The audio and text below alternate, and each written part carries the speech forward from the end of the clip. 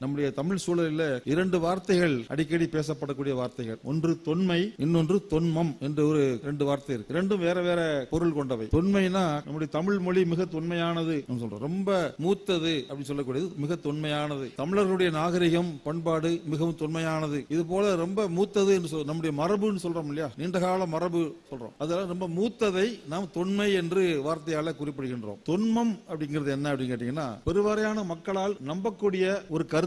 அது உண்மையாக இருக்க வேண்டும் என்று அவசியம் இல்லை. நிறைய பேர் நம்புறதுனால அது உண்மை மாதிரி தெரியும், ஆனா அது உண்மை இல்லை. அதைத்தான் தொன்மம் என்று சொல்கிறோம். உதாரணமா ஆதி மனிதன் தமிழன் என்று ஒரு தொன்மம் இருக்கிறது. அது உண்மையா? அது உண்மை கிடையாது. ஆதி மனிதன் எங்க பிறந்தான்? ஆப்பிரிக்கா கண்டத்துல பிறந்தான். மனித குரங்கு இனங்களில பல்வேறு பிரிவுகள் இருக்கு. குரங்குல பல இருக்கு. அதுல மனித குரங்கு இனம் இருக்கு. மனித குரங்கு இனத்துல ஜிம்பான்சி, கொரில்லா, ஒராவுட்டாங் இது போன்ற மனித குரங்கு வரிசையில ஒன்றுதான் நாம், நம்முடைய மூதாதையர்கள், ஹோமோ சேப்பியன்ஸ் என்று சொல்லக்கூடிய மூதாதையர்கள். ஆகவே மனிதன் தோன்றிய இடம் ஆப்பிரிக்கா கண்டம் என்று அறிவியல் பூர்வமாக நிரூபிக்கப்பட்டு விட்டது. அங்கிருந்து ஒரு 1.5 லட்சம் வருஷத்துக்கு முன்னாடி கால்நடையாக நடந்து ஆப்பிரிக்காவிலிருந்து கிளம்பி உலகம் முழுக்க பரவினார்கள் மனிதர்கள் என்பது இன்றைக்கு நிரூபிக்கப்பட்டிருக்கு. நம்ம அதெல்லாம் கணக்கில் எடுத்துக்கொள்ளாமல், இந்த அறிவியல் கண்டுபிடிப்புகள் எல்லாம் கணக்கில் எடுத்துக்கொள்ளாமல் ஆதி மனிதன் தமிழன், ஆதி மொழி தமிழ் என்று சொல்லிக் கொண்டிருந்தால் உலகம் சிரிக்கும். நமக்கென்று இருக்கக்கூடிய உண்மையான பெருமிதங்கள் 1 கோடி இருக்கு. அவற்றுக்காக நாம் பெருமிதம் கொள்ளலாம். இல்லாத ஒன்றை சொல்லி அதற்காக பெருமிதத்தை தேடினால் உண்டான பெருமிதத்துக்கும் மதிப்பில்லாமல் போய்விடும். இப்போது